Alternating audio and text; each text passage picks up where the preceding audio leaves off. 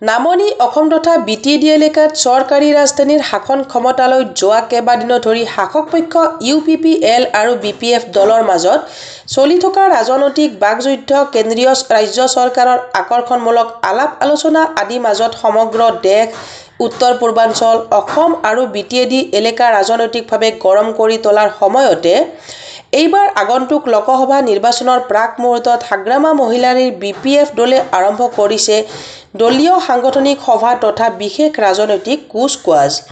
মূলতঃ কোকৰাঝাৰ জিলাৰ ১ নম্বৰ পৰ্বতজৰাৰ পৰা ওদালগুৰি জিলাৰ ভেৰগাঁওলৈ চলিব লগা উক্ত সাংগঠনিক সভা আজি গৌৰীপুৰ সমষ্টিৰ পৰ্বতজৰাৰ পৰা আৰম্ভ কৰে বিপিএফ দলৰ MCLA মুনমুন ব্ৰহ্মই আৰু যুৱ বিপিএফ দলৰ কেন্দ্ৰীয় উপসভাপতি লক্ষ্মীনাথ বড়োৰ সঞ্চালনাত অনুষ্ঠিত হোৱা সভাত পৰ্বতজৰা সমষ্টিৰ MCLA মুনমুন ব্ৰহ্ম, যুৱ বিপিএফৰ কেন্দ্ৰীয় সাধাৰণ সম্পাদক শৰৎ চন্দ্ৰ দাস আদি দলীয় নেতৃবৃন্দ অংশগ্ৰহণ কৰি ভাষণ দিয়ে। প্ৰায় সহস্ৰাধিক নেতাকৰ্মী অংশগ্ৰহণ কৰা সভাই অনাগত দিনত বিপিএফ দলটো শক্তিশালী কৰি গঢ়ি তোলাৰ পোন লয়। বঙাইগাঁৱৰ পৰা ষ্টাফ ৰিপৰ্টাৰ প্ৰফুল্ল কুমাৰ দাস। ভূমিকা গ্ৰহণ কৰাৰ উদ্দেশ্যৰে আজি এই সভাখন অনুষ্ঠিত কৰা হৈছে আৰু এই সভাখনত যথেষ্ট সংখ্যক আমাক ইউথ বিপিএফে যি সঁহাৰি জনালে, পৰ্বতজৰাৰ আমাৰ জ্যেষ্ঠ বিপিএফ দলৰ নেতৃস্থানীয় ব্যক্তিসকলে আজি উপস্থিত থাকি আমাক প্ৰেৰণা দিলে। ইয়াৰ MCLA সকলোৰে শ্ৰদ্ধাৰ আমাৰ মুনমুন বাইদেউ ডাঙৰীয়ালেও আমাৰ মাজত উপস্থিত থাকি আমাক উৎসাহ জনালে। গতিকে মই ভাবোঁ আগন্তুক দিনত পৰ্বতজৰা ইউথ বিপিএফ এক শক্তিশালী ৰূপত আগবাঢ়ি গৈ পৰ্বতজৰা জনসাধাৰণৰ জাতি জনগোষ্ঠীৰ হৈ কাম কৰিব বুলি আজি মই আত্মবিশ্বাস কৰিছোঁ।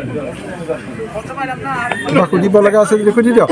নিৰ্বাচনৰ প্ৰাক মুহূৰ্তত দেখা গৈছিল প্ৰমোদ বড়োৰ চৰকাৰে বিভিন্ন উন্নয়নৰ শ্লোগান দিছিল, কিন্তু প্ৰকৃততে দেখা গৈছিল যে উন্নয়নৰ মুখ নেদেখিলে পৰ্বতজৰাবাসী। তেওঁ BTCৰ আগত BTCৰ জনগণক ছুইজাৰলেণ্ডৰ সপোন দেখিছে। আমাক এনেকুৱা এখন ছুইজাৰলেণ্ড নালাগে যিখন ছুইজাৰলেণ্ডত প্ৰমোদ বড়োৱে চকীদাৰ আৰু চুইপাৰৰ চাকৰি দিব নোৱাৰে আমাৰ স্থানীয় যুৱক যুৱতীক। এনেকুৱা ছুইজাৰলেণ্ড আমাক প্ৰমোদ বড়োৰ সপোন নালাগে। আমাক এনেকুৱা এখন BTC লাগে, হাগ্ৰামা বিপিএফৰ BTC জনগণৰ এখন সুস্থ সবল BTC লাগে, যিখন BTCত চৰকাৰে আমাৰ ইয়াৰ স্থানীয় যুৱক যুৱতীসকলক কৰ্মসংস্থাপন দিব পাৰে, আমাৰ ইয়াৰ উঠি অহা নিবনুৱাসকলক যুৱক যুৱতীসকলক চাকৰি বাকৰি দিব পাৰে, আমাৰ স্থানীয় ঠিকাদাৰ যুৱক যুৱতীসকলক ঠিকা মানে ব্যৱসায় বাণিজ্যত আগবঢ়াই নিব পাৰে। সেনেকুৱা এখন চৰকাৰ লাগে, যিখন চৰকাৰ 17 বছৰে হাগ্ৰামা মহিলা ডাঙৰীয়াই পালন কৰি আহিছিল। BTCৰ সকলো জাতি জনগোষ্ঠীৰ হৈ কাম কৰিছিল হাগ্ৰামা মহিলা ডাঙৰীয়া। প্ৰমোদ বড়ো ডাঙৰীয়াইটো সদায় সপোনে দেখুৱালে, বড়ো জনগোষ্ঠীটোকতো বড়োলেণ্ডৰ সপোন দেখুৱালে। এতিয়াও সেই বড়োলেণ্ডৰ সপোন আজি পাহৰি গ'ল তেওঁ। বড়ো জনগোষ্ঠীক তেওঁ বিশ্বাসঘাতক কৰিলে, বাকী জনগোষ্ঠীৰ হয়তো কাম কি কৰিব তেওঁ।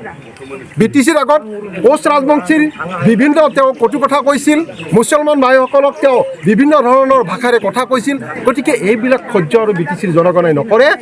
এটা নতুন যাত্ৰাৰে BTCৰ বসবাস কৰা জাতি জনগোষ্ঠী আজি বিপিএফক বিচাৰিছে। আজি আমাকে ব্ৰেণ্ডেড দিছিল BTC ৰাইজে, আমাক 17টা ছিট দিছিল, প্ৰমোদ বড়ো ডাঙৰীয়াক দিয়া নাছিলতো। প্ৰমোদ বড়ো ডাঙৰীয়াক 12টা ছিট দিছিল, তেওঁক বিৰোধীৰ আসনৰ চান্স দিছিল। BTCৰ জনগণে আমাক 17টা দি আমাক চৰকাৰ গঠন কৰাৰ এটা সুযোগ দিছিল। গতিকে মই ভাবোঁ আগন্তুক সময়ত প্ৰমোদ বড়োৰ যে মিছা সপোন, এইবিলাক BTCৰ জনগণে লাহে লাহে বুজি পাইছে। ইয়াত উচিত প্ৰত্যুত্তৰ আৰু উচিত এটা শিক্ষা BTCৰ জনগণে এদিন দিব। কেইদিন পূৰ্বে দেখা গৈছিল দুখন ছবিৰে বিতৰ্ক সৃষ্টি হৈছিল।